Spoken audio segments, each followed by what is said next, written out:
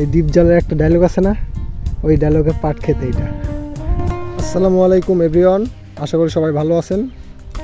আজকে আপনাদেরকে দেখাবো নাটোর জেলাতে, আমাদের এই নাটোর জেলাতে কত রকম ফসল তৈরি হয় আমাদের এই মাঠে।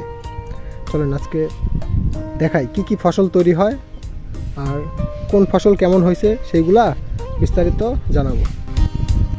আসসালামু আলাইকুম দর্শক, দেখেন আপনারা আমাদের নাটোর জেলাতে কত সুন্দর ফসল হয়, মাঠ ভর্তি ফসল, অনেক সুন্দর।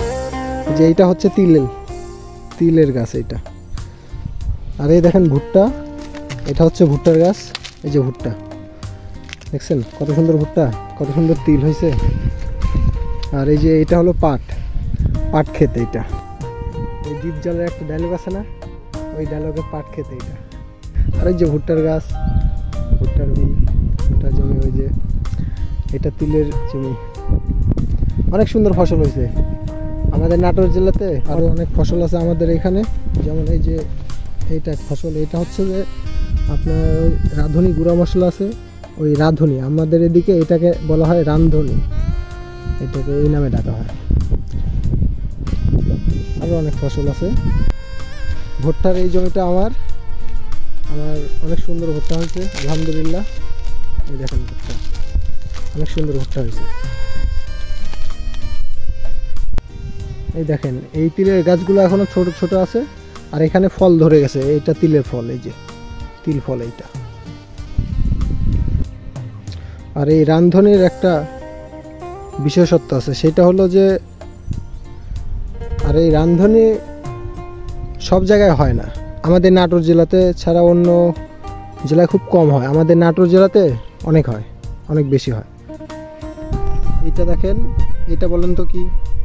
এইটা হচ্ছে যে লাল শাকের গাছ। এইটা বুড়া হয়ে গেছে, মানে বয়স হয়ে গেছে অনেক।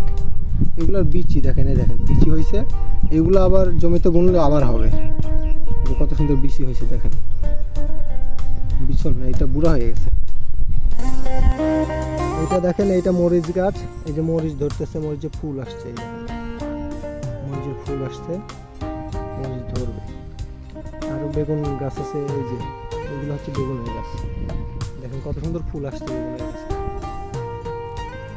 এগুলো কিন্তু মাঠের মধ্যে, আমাদের এখানে মাঠের মধ্যে অনেক কিছু হয়, অনেক কিছু।